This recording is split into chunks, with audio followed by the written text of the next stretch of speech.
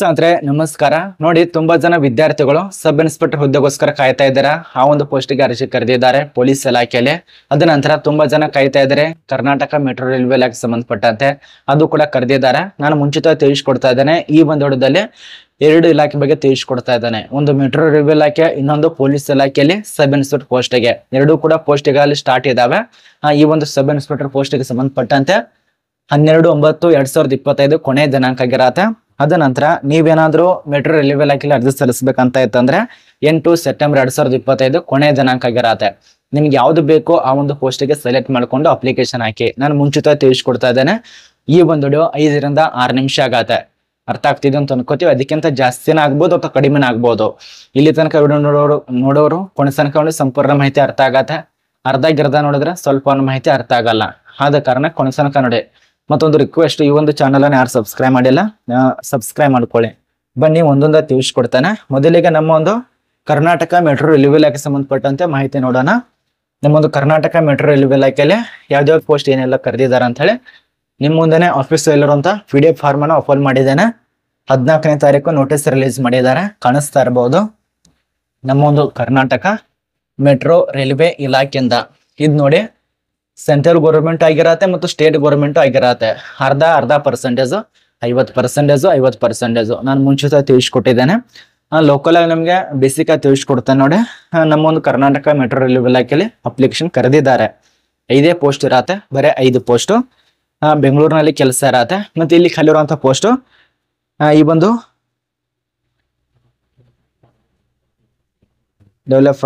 developer post ಇರತ್ತೆ ಅಂದ್ರೆ expert developer post ಇರತ್ತೆ ಇದಕ್ಕೆ ಆಯ್ಕೆ ಆದ್ರೆ 62,500 ತನಕ ಸ್ಯಾಲರಿ ಕೊಡ್ತಾರೆ ಈ ಒಂದು ಎಕ್ಸ್ಪರ್ಟ್ ಡೆವಲಪರ್ ಪೋಸ್ಟ್ಗೆ ಅಪ್ಲಿಕೇಶನ್ ಹಾಕಿ ಮತ್ತೆ ಇದಕ್ಕೆ ವಿದ್ಯಾ ಅರ್ಹತೆ ಡಬಲ್ ಡಿಗ್ರಿನೇ ಜಾಸ್ತಿನೇ ಪಾಸ್ ಆಗಿರ್ಬೇಕು ಅಂದ್ರೆ BSc BCA BA ಅಥವಾ BTech ಇದೆಲ್ಲ ಪೂರ್ಣಗೊಳಿಸಿರ್ಬೇಕಾಗತ್ತೆ ಇನ್ನು ವಯೋಮಿತಿ ವಿಷಯಕ್ಕೆ ಸಂಬಂಧಪಟ್ಟಂತೆ ನೋಡ್ಬೇಕಂದ್ರೆ ಈ ಒಂದು ಬೆಂಗಳೂರು ಮೆಟ್ರೋ ರೈಲ್ವೆ ಇಲಾಖೆ ನಿಯಮಗಳಿಗೆ ಸಂಬಂಧಪಟ್ಟಂತೆ ಕನಿಷ್ಠವಾಗಿ ನಿಮ್ಗೆ ಅದು ಯಾವುದೇ ರೂಲ್ಸ್ ಕೊಟ್ಟಿಲ್ಲ ಗರಿಷ್ಠ 36 ವರ್ಷ ಕೊಟ್ಟಿದ್ದಾರೆ ಅವ್ರ ನೇಮಕಾತಿಗಳ ಪ್ರಕಾರ ಗರಿಷ್ಠ 36 ವರ್ಷ ತನಕ ಕೊಟ್ಟಿದ್ದಾರೆ ಈ ಒಂದು ಎಕ್ಸ್ಪರ್ಟ್ ನೋಡಿ ಈ ಒಂದು ಡೆವಲಪರ್ ಪೋಸ್ಟ್ 5 ಪೋಸ್ಟ್ ಇರತ್ತೆ ಅರ್ಜಿ ಸಲ್ಲಿಸಲು ಕೊನೆಯ ದಿನಾಂಕ 12/9/2025 ಒಂದು ರೆಸಿಪ್ಟ್ ಸಲ್ಲಿಸೋದಕ್ಕೆ ಕೊನೆಯ ದಿನಾಂಕ ಇರುತ್ತೆ ಅಂದ್ರೆ ಹಾರ್ಡ್ ಕಾಪಿ ಅಂತಾರಲ್ಲ ಅದು ಸಲ್ಲಿಸೋದಕ್ಕೆ ಕೊನೆಯ ದಿನಾಂಕ ನಿಮ್ಮೊಂದು ಏಜ್ ಲಿಮಿಟ್ ಕೊಟ್ಟಿದ್ದಾರೆ 36 ವರ್ಷ 5 ಪೋಸ್ಟ್ ಮತ್ತೆ ಏನು ಪಾಸ್ ಆಗಿರಬೇಕು BA BTech BCA BSc ಇದು ಪಾಸ್ ಆಗಿರಬೇಕು ಎಕ್ಸ್ಪೀರಿಯನ್ಸ್ ನೋಡಿ ಸ್ನೇಹಿತರೆ ನಿಮಗೆ ನಾಲೆಜ್ ಹೊಂದಿರಬೇಕಾಗತ್ತೆ SQL ನಾಲೆಜ್ ಹೊಂದಿರಬೇಕು ಅದು ಕೊಟ್ಟಿದ್ದಾರೆ ಅದ ನಂತರ ನಿಮಗೆ ಕೆಲವೊಂದು ರೂಲ್ಸ್ ಪ್ರಕಾರಾಗಿ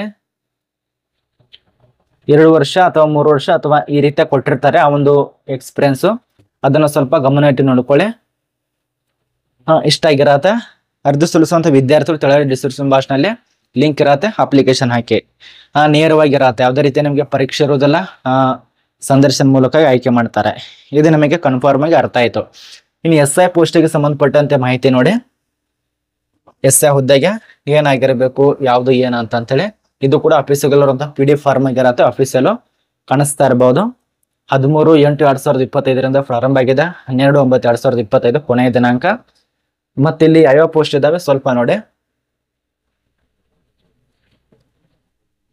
ಸಬ್ ಇನ್ಸ್ಪೆಕ್ಟರ್ ಪೋಸ್ಟ್ ಇದು ಪೊಲೀಸ್ ಇಲಾಖೆಯಲ್ಲಿ ಖಾಲಿ ಇರತ್ತೆ ಅದ ನಂತರ ಇನ್ನೊಂದು ಪೋಸ್ಟ್ ಇದೆ ಇದೊಂದೇ ಪೋಸ್ಟ್ ಇರತ್ತೆ ಸಬ್ ಇನ್ಸ್ಪೆಕ್ಟರ್ 70 ಪೋಸ್ಟ್ ಇದಾವೆ ಟೋಟಲ್ ಆಗಿ ಇವರ ಅಭ್ಯರ್ಥಿಗೆ ಸುಮಾರು 31 SC ದವರಿಗೆ 11 OBC ದವರಿಗೆ 7 OBC ದವರಿಗೆ MBC ದವರಿಗೆ 12 BCM ದವರಿಗೆ 1 EBC ದವರಿಗೆ 1 ಅದ ನಂತರ EWS ಅವರಿಗೆ 7 ಇದರಲ್ಲಿ ಹೊಮನ ಅಭ್ಯರ್ಥಿ ನೋಡಿ ಇವರ ಅಭ್ಯರ್ಥಿಗೆ 12 ಇರತ್ತೆ SC ದವರಿಗೆ 3 ಇರತ್ತೆ OBC ದವರಿಗೆ 2 MBC ದವರಿಗೆ 4 EWS 2 ಇದು ಮಹಿಳಾ ಅಭ್ಯರ್ಥಿಗೆ ಇರತ್ತೆ ಅರ್ಥ ಆಗ್ತಿದೆ ಅಂತ ಅನ್ಕೋತೇವೆ ಇದು ಪೊಲೀಸ್ ಡಿಪಾರ್ಟ್ಮೆಂಟ್ ದಲ್ಲಿ ಅರ್ಜಿ ಕರೆದಿದ್ದಾರೆ ಕಾಣಿಸ್ತಾ ಇರಬಹುದು ಈಗ ನಮಗೆ ಕ್ಲಿಯರ್ ಕಟ್ ಮಾಹಿತಿ ಅರ್ಥ ಆಗ್ತಿದೆ ಅಂತ ಅನ್ಕೋತೀವಿ ಇನ್ನು ಇದಕ್ಕೆ ರೂಲ್ಸ್ ಕೊಟ್ಟಿರ್ತಾರೆ ಇದೇ ರೂಲ್ಸ್ ಅದೇ ರೂಲ್ಸ್ ಅಂತೇಳಿ ನಿಮ್ಗೆ ಬೇಸಿಕ್ ಆಗಿ ತಿಳಿಸ್ಕೊಡ್ತಾನೆ ಸುಮ್ಮನೆ ನಿಮ್ಗೆ ಟೈಮ್ ವೇಸ್ಟ್ ಮಾಡೋದು ಬೇಡ